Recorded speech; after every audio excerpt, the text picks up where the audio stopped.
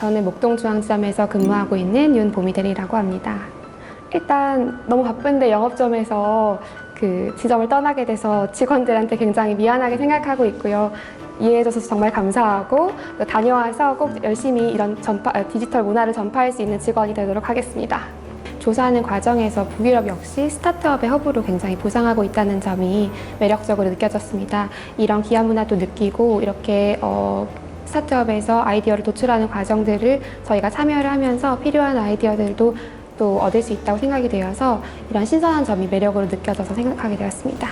많이들 아시는 이케아라는 기업이 북유럽에 이제 스페이스10이라는 그런 혁신 연구소 같은 거를 가지고 있거든요. 그곳에 가면은 저희가 자동차 설계 같은 것도 직접 해볼 수 있다고 하고요.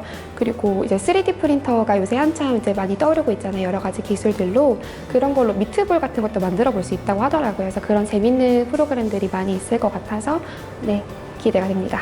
노르디아 뱅크에서 부동산 펀드를 VR 서비스를 접목한 점이 굉장히 매력적이었는데요. 최근에 은행에서도 해외 부동산 펀드를 많이 판매를 하고 있는데 이 판매 과정에서 저희가 아쉽다고 생각했던 점은 해외에 있다 보니까 고객들이 아무래도 쉽게 접할 수가 없고 공감하기가 어렵다는 점이었는데요. VR 서비스를 직접 경험해보고 이러한 점이 좋다고 생각이 든다면 은행에도 실질적으로 도입하는 데 도움이 될 수 있을 것 같아서 굉장히 기대하고 있습니다. 탐험대원 여러분들 안녕하세요. 여러분들의 연수 길라잡이가 되어줄 아나운서 김효선입니다. 추운 땅 그리고 복지국가로 대표되는 속성을 갖고 있는 북유럽. 이런 북유럽에 아주 핫한 산업이 떠오르고 있는데요. 빠른 인터넷과 높은 교육 수준을 기반으로 어떠한 산업을 주도하고 있는지 지금 바로 살펴보시죠. 스웨덴의 수도 스톡홀름. 14개의 섬과 운하로 이루어져 북유럽의 베네치아라고 불립니다. 세계적인 가구 회사인 이케아가 탄생한 국가이며 매년 노벨상 시상식이 열리고 세계적인 축구 선수 질라탄 이브라이모비치의 나라이기도 합니다. 또한 교통수단이 잘 정비되어 있습니다. 스웨덴의 지하철 역사는 세계에서 가장 긴 아트갤러리라는 별명을 가지며 역마다 하나의 예술작품처럼 꾸며놓아 지하철 투어가 있을 정도로 유명합니다. 스웨덴은 금융기관을 포함한 주요 글로벌 소매 유통 기업의 본사 소재지로서 DT 관련 인프라가 집적된 곳이자 북유럽 중 에스토니아에 이어 가장 높은 디지털 역량을 보유한 국가라고 평가받고 있습니다. 최근 스웨덴 정부는 5년 내에 완전 무현금 사회를 구현할 것이라고 전망했으며 이를 위해 자국 화폐인 크로나에 알파벳 2를 붙여 디지털 전용 화폐인 이크로나를 발행할 예정입니다. 현재 스웨덴의 경우 전체 국민의 절반 이상이 스웨덴의 주요 7개 은행들의 실시간 결제 시스템인 스위시 앱을 사용하고 있습니다.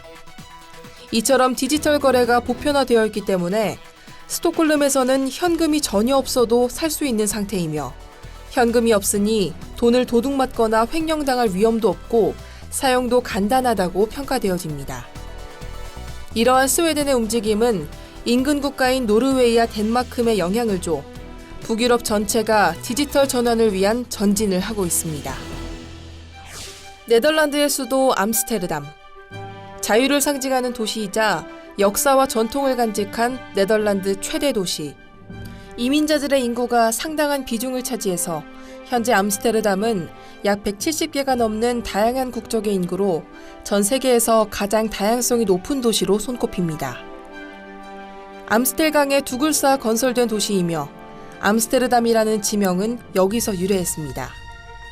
담이 우리가 아는 바로 그 댐입니다. 즉, 암스텔강의 담이란 뜻의 도시입니다. 브렉시트가 공식화되어 가면서 브렉시트 이후에 생겨날 여러 규제와 변화를 대비해 세계적인 금융권 기업들은 영국과 가깝고 규제가 적은 암스테르담을 최적의 대안 장소로 고려하고 있습니다. 네덜란드 정부 또한 브렉시트 이후 금융거래의 중심지가 될 것이라고 전망하고 있으며 현재까지 수십 개의 런던 소재 금융기업으로부터 이전 절차에 대한 문의를 받았다고 합니다.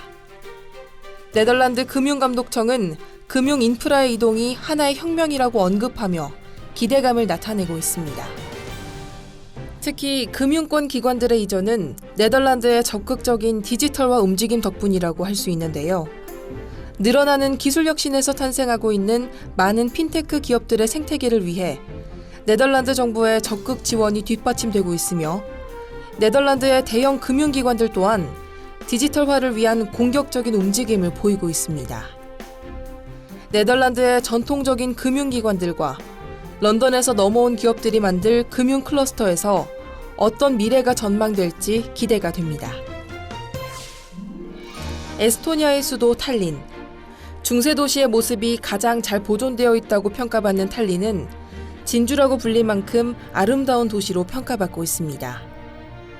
중세 시대 모습과는 다르게 에스토니아는 유럽의 실리콘밸리라고 불리며 대표적인 IT 강국으로 뽑히고 있습니다.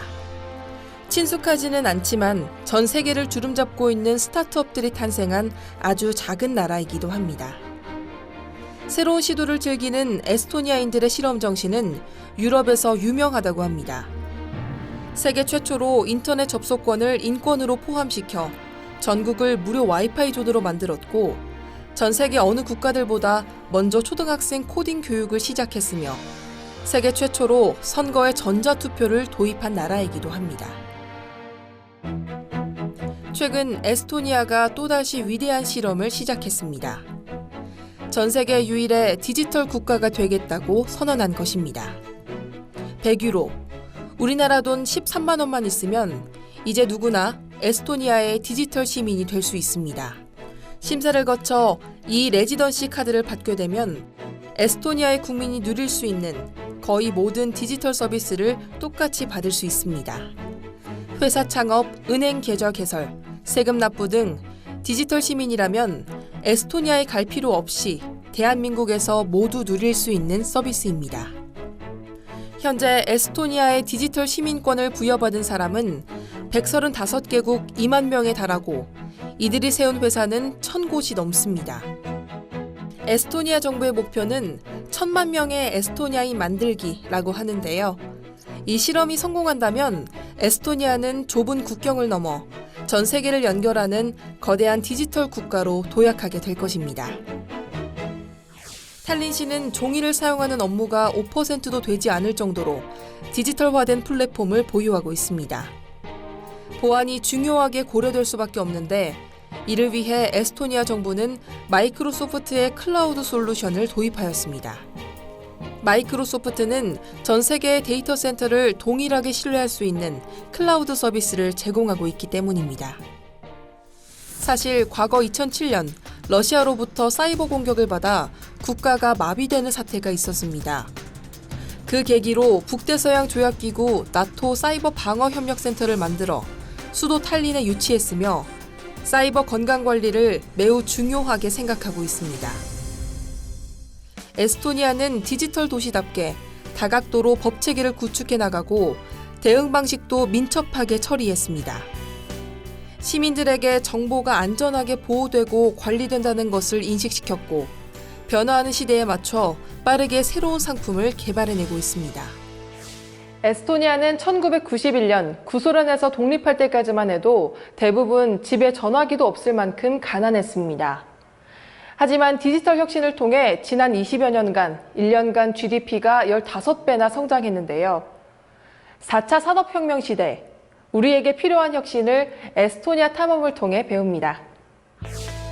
스웨덴은 2030년까지 현금 없는 사회로 완전히 이행한다는 계획을 적극 추진하고 있습니다.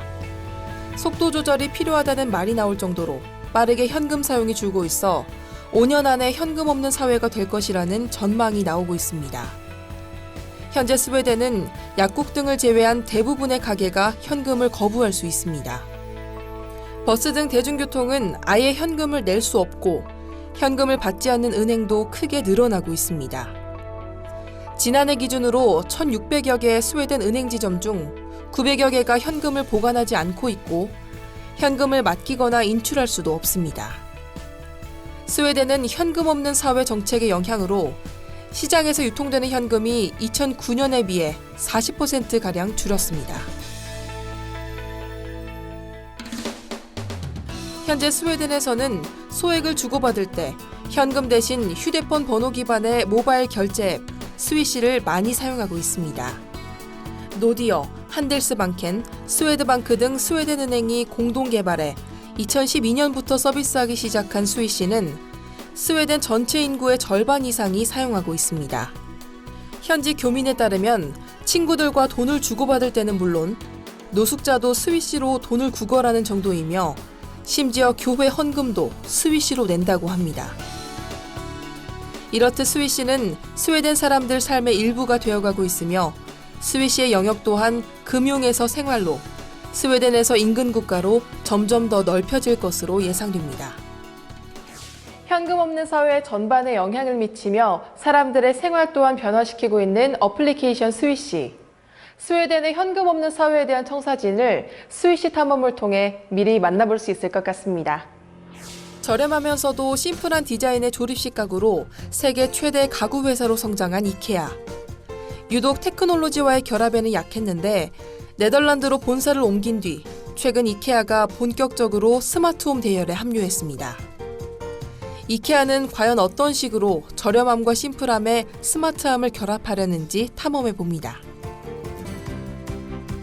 이케아는 최근 LED 전구와 액자 형태 LED 조명 패널을 출시했습니다. 그런데 그냥 전구와 조명 패널이 아닌 스마트 조명입니다.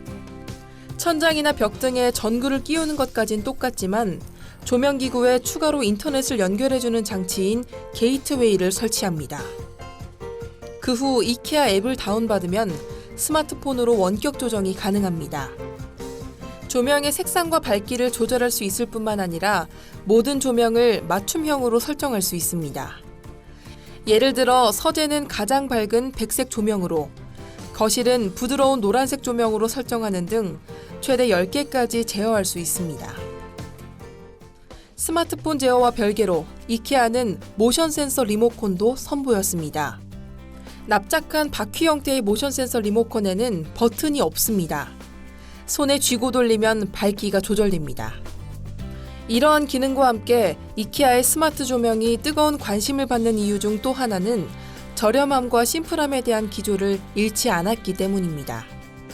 이케아는 앞서 2025년 미래의 주방 기구를 선보이기도 했습니다. 그중 스마트 식탁은 식탁 위에 어떤 재료가 올려져 있는지 인식하고 스크린으로 가능한 요리와 레시피를 알려줍니다.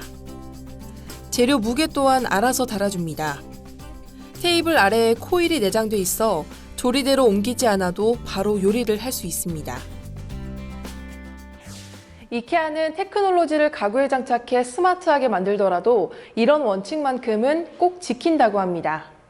바로 이케아를 이케아로 만들어준 원칙이죠. 더 저렴한 가격, 더 심플한 디자인. 꼭 화려하거나 비싸지 않아도 어떻게 IT와 결합되어 고객들을 끌어당기는지 탐험을 통해 탐구해봅니다. 디지털로 향하는 혁신은 이제 선택이 아닌 필수적인 경영 전략이 되어버렸습니다. 불과 3년 전만 하더라도 디지털 트랜스포메이션에 대한 개념만을 소개하는 책들이 베스트셀러였다면 최근에는 실사례로 이루어진 서적들이 베스트셀러 칸을 차지하고 있습니다. 이번 탐험을 통해 디지털 혁신을 위해 북유럽 국가들은 어떻게 준비를 하고 있고 또한 그 진척도가 어느 정도인지를 직접 체험하고 확인하시길 바랍니다. 전통적인 산업에서 벗어나 디지털 혁신에 대한 새로운 패러다임을 제시하고 있는 북유럽 국가들. 단지 허황된 꿈이 아닌 디지털 전환이라는 구체적인 청사진을 그리며 디지털의 새로운 트렌드를 선도하고 있습니다. 이러한 그들의 모습을 배우기 위해 KB국민은행 디지털 탐험대, 지금 북유럽으로 출발합니다.